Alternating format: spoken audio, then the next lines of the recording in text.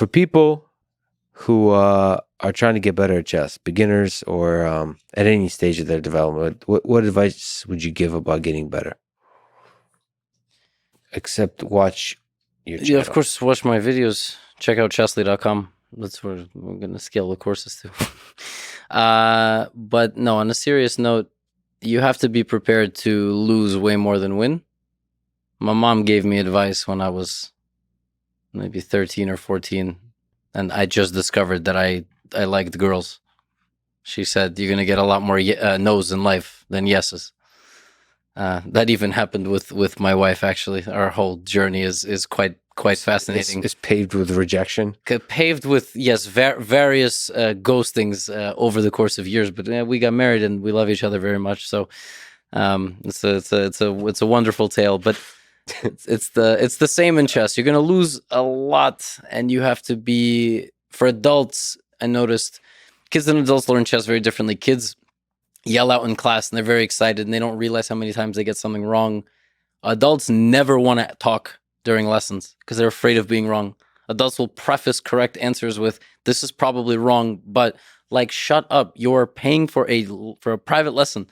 This is the place to be wrong. Mm-hmm. So adults especially think that being dominant in a career where they've dedicated a lot of their brain power, and a lot of their work ethic, and a lot of their study time, it's going to translate to chess. They do it to their own kids. They helicopter their own kids because they try to apply a lot of the same stuff. Studying chess is different than studying anything else. Anything else. Same could be argued for martial arts, I guess, but... Yeah, 100%. You have to have a beginner's mind, and what that actually means is sucking in every aspect of the game and studying all the interesting ways in which you suck. And you will realize you get better without actually trying to get better. I show up to the boxing gym one day, I move my hips better. Yeah. And I would do shadow boxing. Sensei goes, you're moving your feet better today. You got better. I'm like, I didn't practice footwork. It's just, your brain just starts putting it all together randomly. You might study a shitload and still lose 100 points. If you're going to study chess, and for fuck's sake, this is the only activity where people go in going, how much do I have to work to be a grandmaster? Nowhere else in my life have I ever seen someone try to pick up a hobby and want to be the top ranking level. Only in chess. You're right, but like, for example, when I like grappling sports, I'll see people come to a gym and basically ask like, how long before I can get into the UFC, right? But UFC champion is different. I mean, no, grandmaster is equivalent to getting into the UFC. I guess, yeah. So, but people quickly realize when like the 110-pound girl taps them out over and over, and they're a 230-pound like ripped dude, they realize like, okay, this is an art, this is a journey. Yeah. And I think if you resist the lessons that failure teaches you, that's when you don't grow. So like, just relax. Mm-hmm. And one of the things you have to learn, probably applies to chess too, is to know how to relax your body, your mind. And just like, there's something about, just like you said, like, if you don't resist it, if you relax, then your body, your mind will learn the way of this game. Mm-hmm.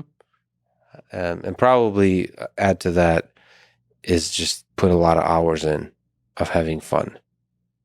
But then I on that Perpetual Chess podcast, I listened to somebody that say like, it doesn't, like puzzles, none of that. What matters is the number of hours you spend kind of suffering, meaning like thinking deeply, like straining, like thinking with your mind, like really working hard. So, and then you have the Magnus who says, no, what matters is the number of hours you spend having fun.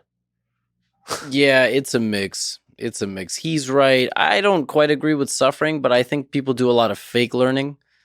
They play speed games. They just go through tactics. So, okay, I have to do 20 tactics. Okay, boop, wrong. Next one.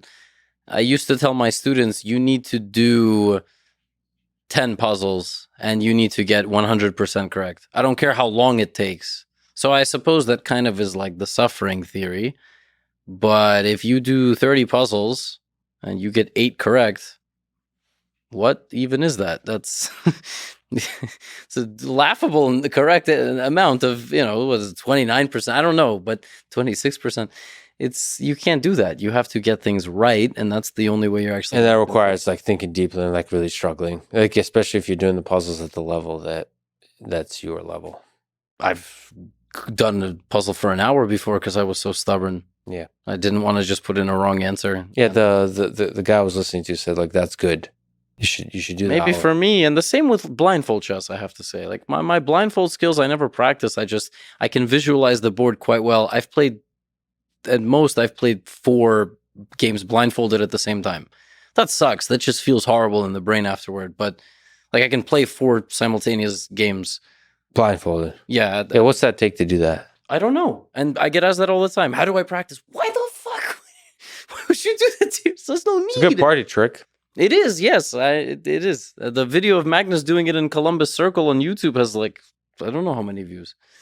I did it live with an announcer. I can't imagine how chaotic that was. But it's a great party trick. But, yeah. Oh, there is a Reddit thing. I forgot to ask Magnus that they asked me to ask him because they moved the wrong piece. Yes. And then somehow he remembered. I don't know how that happened, I have to tell you. I kind of presume that he figured out from the way the other person was moving that they moved the wrong piece. Yeah.